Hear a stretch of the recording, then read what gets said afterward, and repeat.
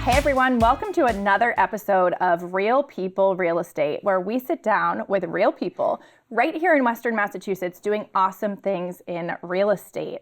I am with my good friend and coworker, Jeff LaPointe today. How you doing, Jeff? Doing well. Good. Well, thank you for joining. We were just kind of laughing about how little I actually felt like I knew about some of your background and bio and everything. But what I do know is when you came to us originally for your mortgage, and how long ago, when was that?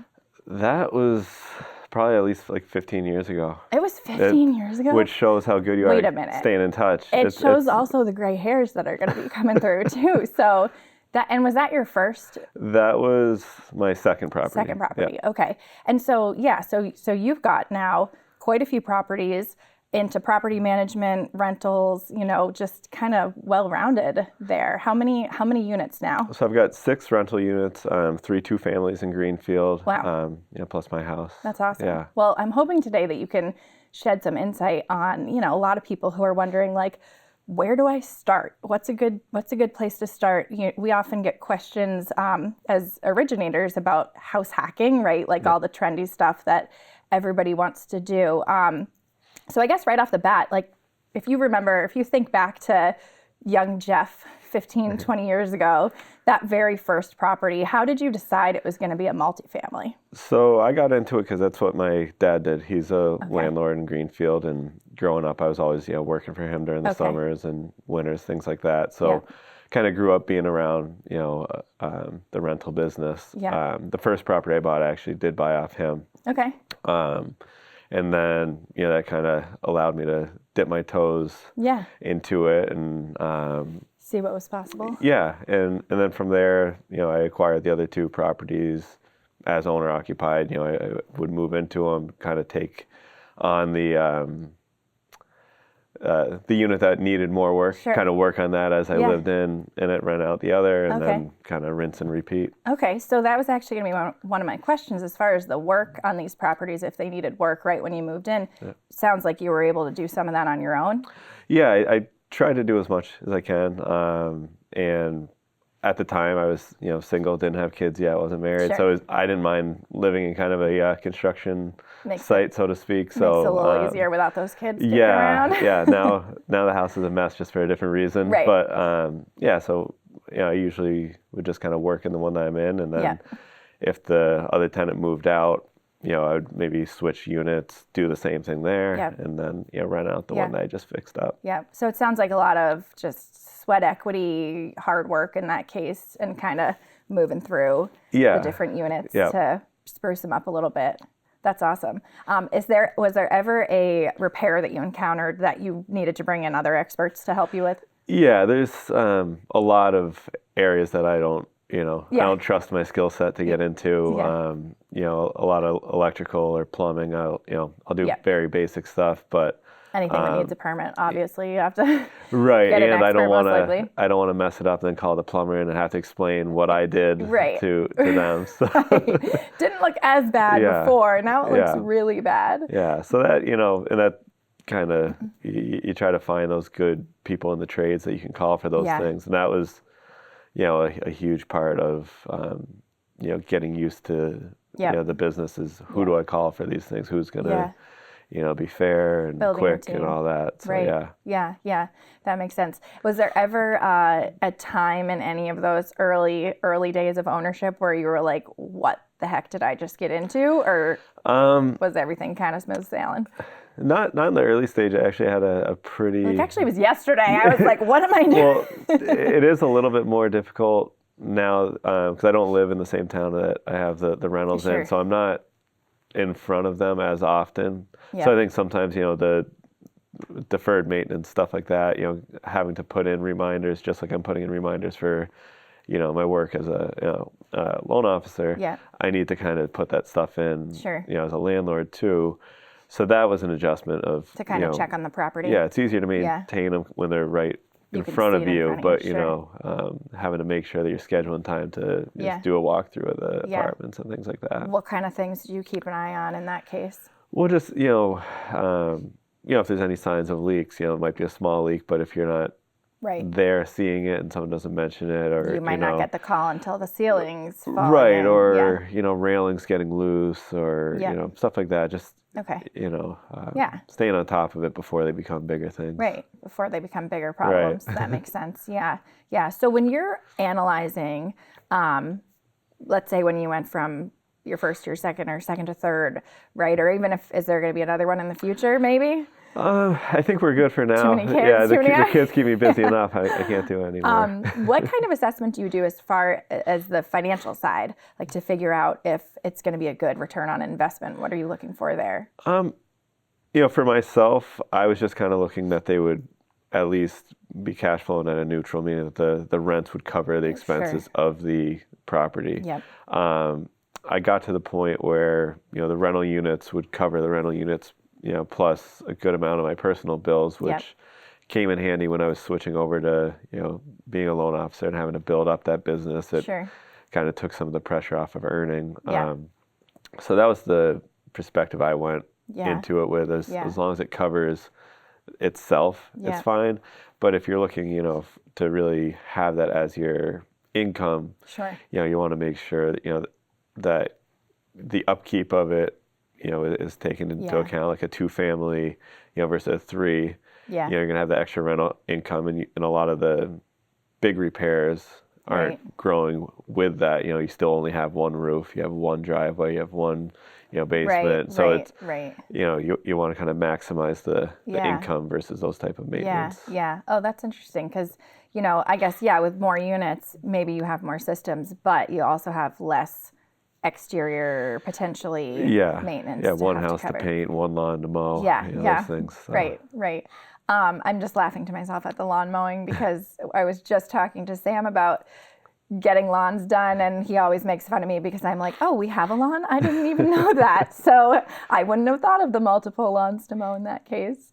Now, when you're factoring in those expenses and carrying costs, and you mentioned, wanting the rent to kind of cover those costs, are you also factoring in, of course, taxes, insurance, mortgage, but how do you kind of figure out maintenance? Is it just from your own?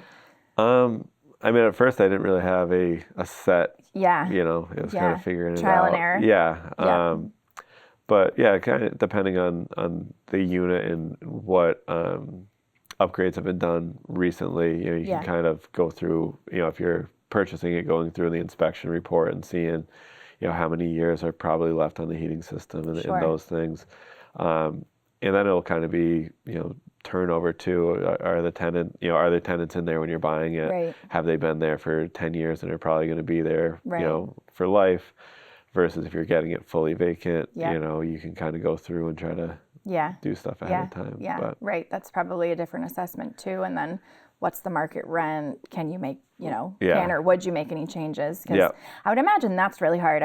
Speaking to other landlords, oftentimes the balance between, of course, wanting to be able to get good, fair market rent, but also at the same time, when you have really good tenants, you don't want to drive anyone out of the property either. Right. I would say that a good tenant is worth the cut on rent. If you've got someone that's under market, but they're a good tenant, they keep the apartment up, they're paying on time, like that. Yeah. The little headaches of just having to, whether it's, tracking down people for rent, or, sometimes they think they're doing you a favor by not telling you about an issue in the apartment. Yeah. And then it becomes a bigger thing where all of a sudden now they're telling you about it, but it's a much bigger issue. Like, we didn't want to call you 3 months ago when the sink started leaking. Right. It's like, please bug me. Yeah, that makes sense. Yeah. So you said your first property was through family. It was kind of the original connection. For the next ones, did you go out and look for those, in the market, or was it other for sale by owners? So I went out and got them on the market. Second one just happened to be like a street over from the first house that I had. I wasn't like actively looking, but saw it, knew the neighborhood, and the numbers kind of matched up. So did that and moved over to that as a primary residence. Was a little bit more in like a residential neighborhood versus the first one was a little bit more commercial surroundings. So that was kind of a nicer place for me personally, but then also was able to kind of expand that. Yeah, that and then rental. the third one you also moved in. Yeah, the third one, I had temporarily moved down to New Orleans for a couple of years to be near some family down there, and then when we were moving back up, bought that.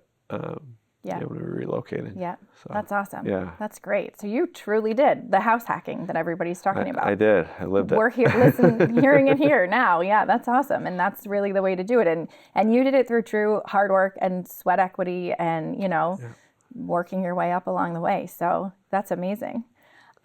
So then you ended up actually also having a career in banking and now mortgage. So how did that happen? Like, what came first? Was it banking, or was it the rental property, or was it kind of hand in hand? So the rental properties were first, okay. And then I got into banking kind of by accident. Okay. I had moved out to I was moving out to Phoenix with a friend of mine who was out there for a motorcycle mechanic school, and he was looking for a roommate. And at that point, I was just doing some construction work kind of under the table, and was like, all right, I'll go do that. Yeah. I went out there with some ideas of working for some insurance companies, and that was right in 2008 when the economy tanked. Not an ideal time. Yeah. So a couple of my job prospects dried up when I went out there, and I ended up just getting a job as a teller at a credit union out there, and kind of like that. Got to dip my toes into lending, with like auto loans and personal loans, and kind of like that side of it, kind of the puzzle of solving people's needs with that, financial tools with that. Right. So when I moved back east, I worked at TD Bank up in Brattleboro as the assistant manager up there. Yeah. And that was where I got the first chance to work in mortgages. Okay. The assistant manager role at that time with TD, you were kind of the go-to point person for mortgages, home equities. They didn't have a sitting mortgage lender. Sure. Was that residential side mostly? Yeah, residential. Then the branch manager kind of handled all the commercial stuff. Okay. So you had that split. I was taking mortgage applications before I knew what a mortgage really was. Yeah. Well, real life experience, and plus you had all the financial side of managing the properties somewhat, to be able to, I would think, work that into your just auto loans and the other pieces of the puzzle that you were learning along the way too. So lived experience and, real career experience.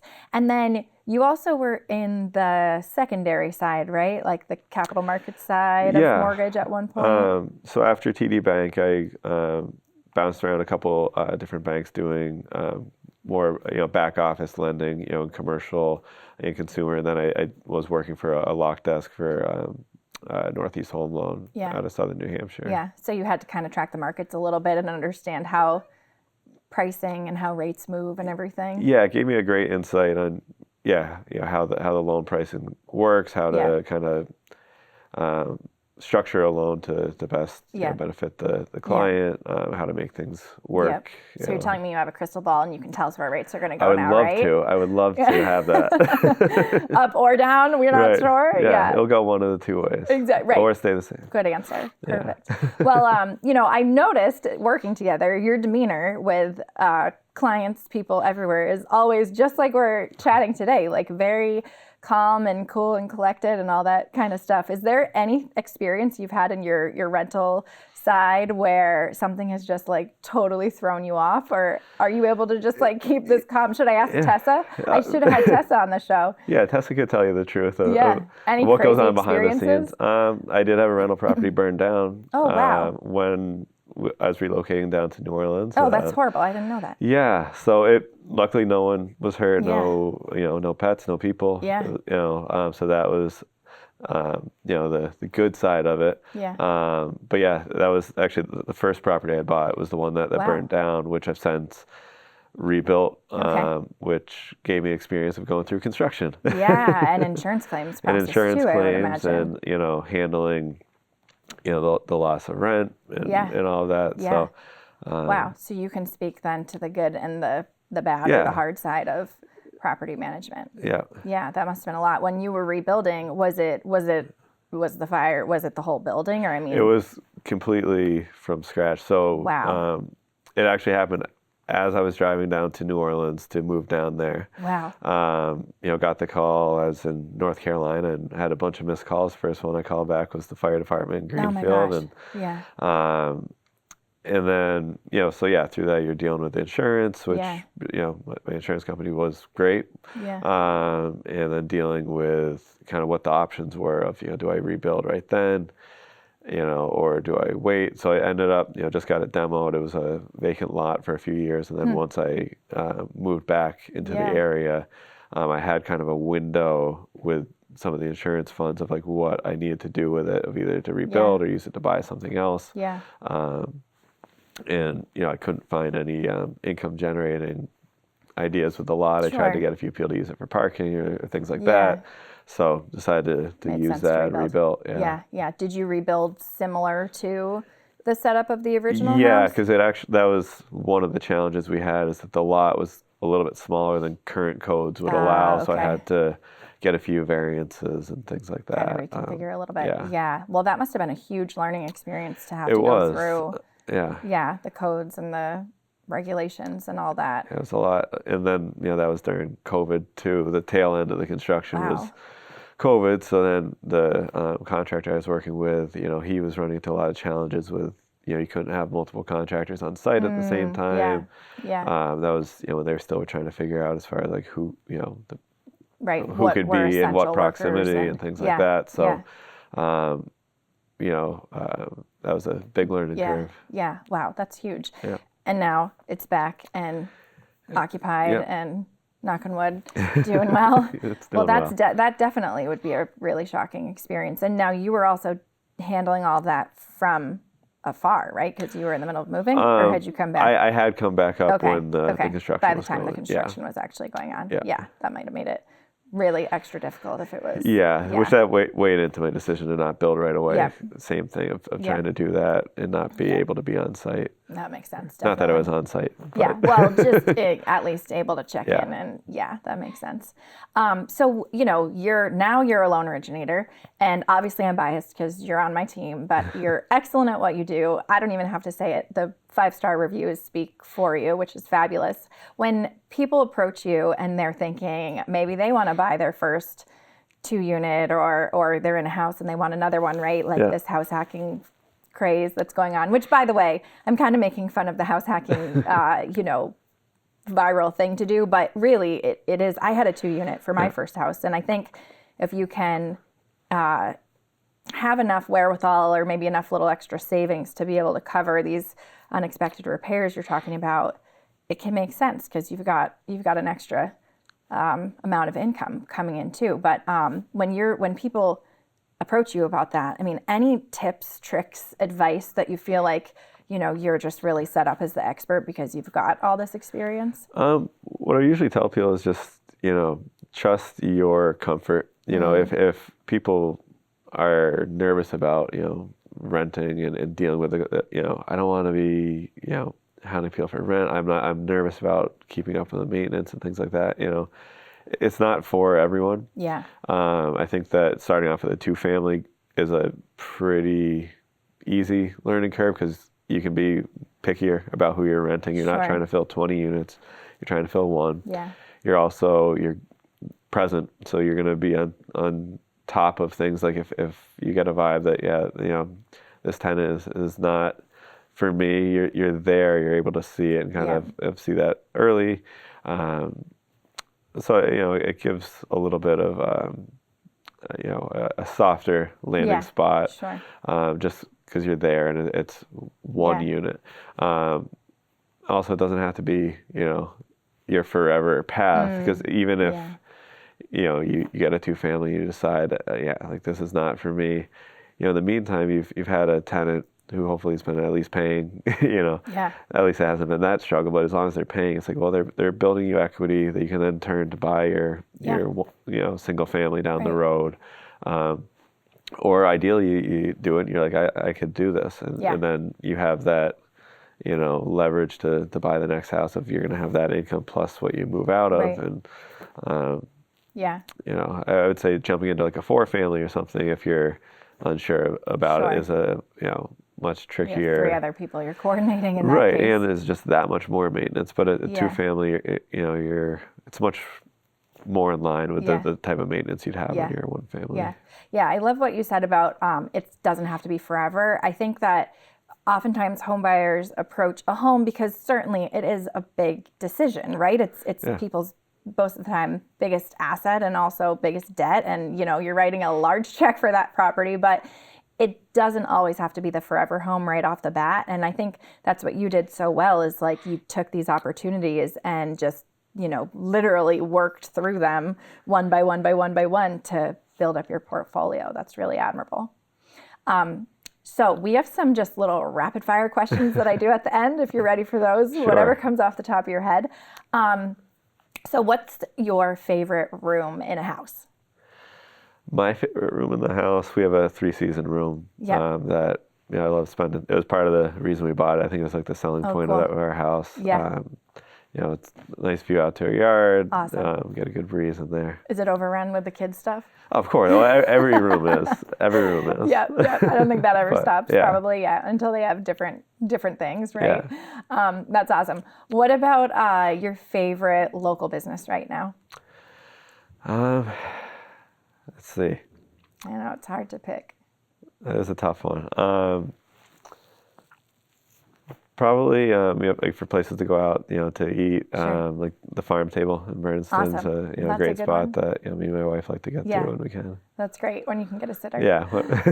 And then any like parting advice for anyone that is looking to buy a home in this market right now? I think just getting educated early is the biggest piece of advice. I get a lot of people who sometimes they'll wait until they see a specific house that I'm trying to act on this now, and they're applying on a Friday. There's an open house on Saturday, and they have to decide if they want to put in an offer on Sunday. Sure. And even if everything goes through where they get pre-approved, they don't have time to really like let those numbers sink in. Mm-hmm. And I get nervous that it's like, well, have you had a chance to really look at that in your budget? So I mean, that's a best case scenario where they are able to get pre-approved for it. Sure. But then you also run into people where all of a sudden there's like a couple little things that they can get pre-approved, but we have to do A, B, and C first. Right.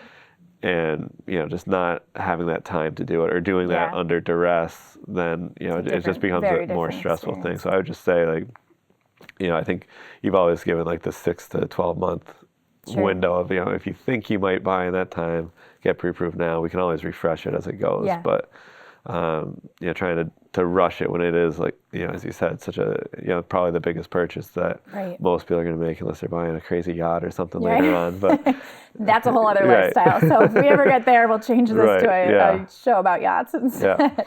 That's awesome. Well, thank you, Jeff, for hopping on. Really appreciated chatting. And thank you to our viewers and listeners for tuning in today to Real People Real Estate. We hope that you were inspired by this conversation to plant your roots right here in Western Massachusetts. And if you want to join on this show, send me a message. I'd love to have you, and we'll see you in a couple weeks.